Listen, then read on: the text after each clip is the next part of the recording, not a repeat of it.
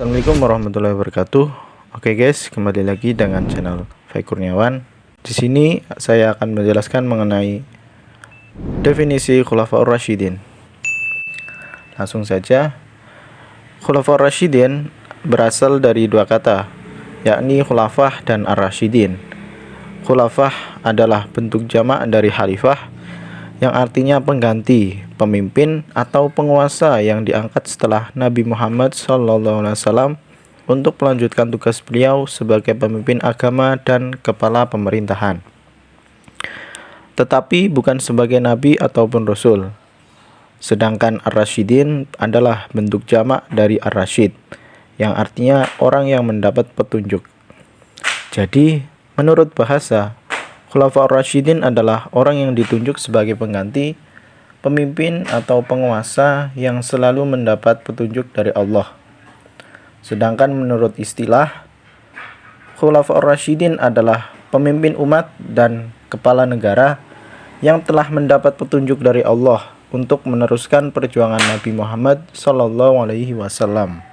Penjelasan mengenai Khulafaur Rasyidin ini juga dapat ditemukan dalam firman Allah, Quran Surat At-Taubah ayat 11, ayat 100, yang berbunyi, Bismillahirrahmanirrahim, Wassabiqunal awwaluna minal muhajirin wal ansori walladina nattabanguhum bi ihsan radhiyallahu anhum wa radu anhu wa a'adda lahum jannatin tajri tahtahal anhar khalidina fiha abada dzalikal fawzul adzim, yang artinya, dan orang-orang yang terdahulu lagi yang pertama-tama atau yang masuk Islam di antara orang-orang muhajirin dan ansor dan orang-orang yang mengikuti mereka dengan baik.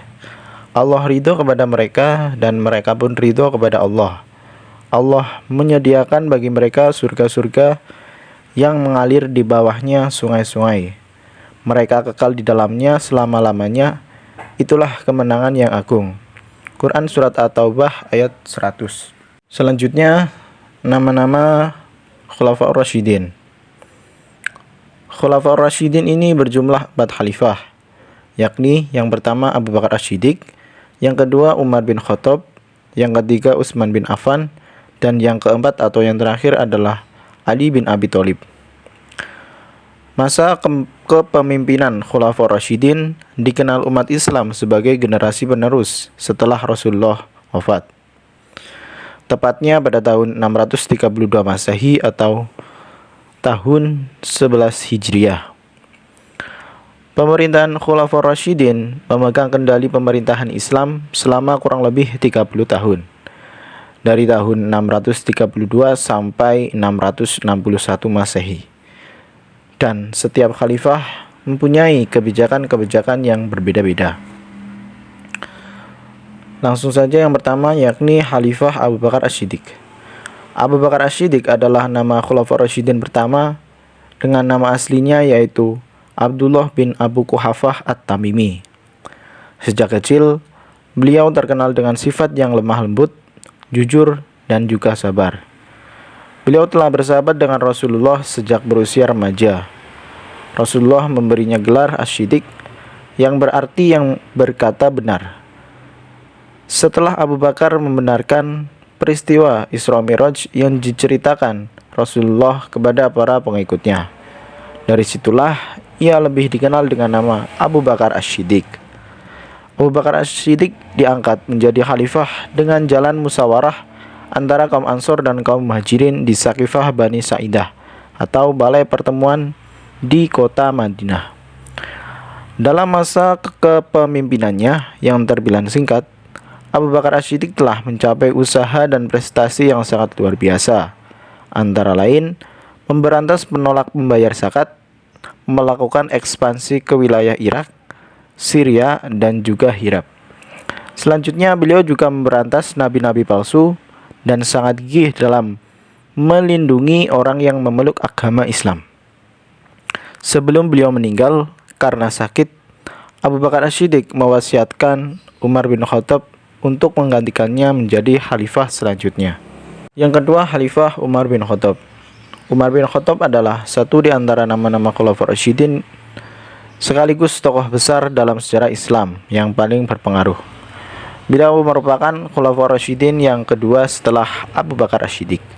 Ia dikenal dengan pribadi yang berani, bertekad kuat, dan tegas. Umar merupakan salah satu sahabat dekat Nabi dan juga merupakan ayah dari Hafsah atau istri Nabi Shallallahu Alaihi Wasallam. Di bawah masa kepemimpinan Umar, Islam tumbuh dengan sangat pesat, didukung dengan kondisi politik yang lebih stabil. Islam berhasil mengambil alih Mesopotamia, sebagian Persia, Mesir, Palestina, Syria, Afrika Utara, dan Armenia yang merupakan dari kekuasaan Kekaisaran Romawi. Selain itu, pembentukan Baitul Mal menjadi gebrakan besar Umar di bidang ekonomi.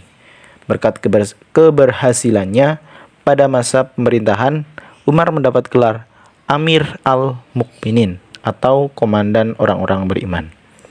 Dan dikenal juga sebagai Al-Faruq atau tegas membedakan antara yang benar dan yang salah. Yang ketiga, Khalifah Utsman bin Affan. Utsman bin Affan adalah khalifah ketiga sekaligus Khulafaur Rasyidin dengan masa kekuasaan terlama. Utsman dikenal sebagai pribadi yang lembut dan murah hati. Mulanya, Utsman memeluk Islam karena ajakan dari Abu Bakar As-Siddiq dan menjadi salah seorang sahabat dekat Nabi. Beliau mendapatkan gelar Zunnurain atau yang memiliki dua cahaya. Utsman adalah seorang saudagar kaya dan cerdas sejak masih muda. Meski demikian, ia memiliki sifat yang sederhana. Sumbangsihnya yang paling menonjol ialah sifat kedermawaan dalam memberikan harta yang digunakan untuk kepentingan Islam, seperti dalam halnya perang. Utsman juga dikenal atas perannya dalam mengumpulkan ayat-ayat Al-Quran, menyalin dan juga membukukannya. Karena jasa besarnya itu yang bermanfaat bagi umat Islam, maka mushaf tersebut dinamakan dengan Mushaf Utsmani. Lalu yang keempat atau yang terakhir yakni Khalifah Ali bin Abi Thalib. Ali bin Abi Thalib adalah nama Khulafaur Rasyidin yang terakhir setelah Khalifah Abu Bakar As-Siddiq, Khalifah Umar bin Khattab, dan Khalifah Utsman bin Affan. Ali bin Abi Thalib diberi gelar khusus yakni Karamallahu Wajhah, yang artinya semoga Allah memuliakan wajahnya.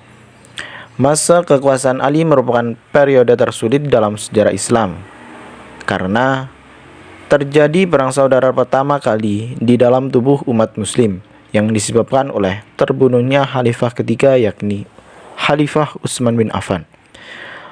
Meski demikian, terlepas dari perbedaan pendapat mengenai status Ali dan kepemimpinannya atas umat Islam, kaum Sunni dan Syiah mengakui bahwa Ali memiliki pribadi yang saleh, adil, dan berani. Ali begitu berjasa dalam membenahi keuangan negara atau Baitul Mal, memajukan bidang ilmu bahasa, pembangunan, dan meredam pemberontakan di kalangan umat Islam. Begitulah penjelasan mengenai definisi Khulafaur Rasyidin. Bila ada saran ataupun sanggahan, silahkan beri komentarnya. Kalau suka, jangan lupa like dan juga jangan lupa subscribe ya guys. Sekian dari saya. Wassalamualaikum warahmatullahi wabarakatuh.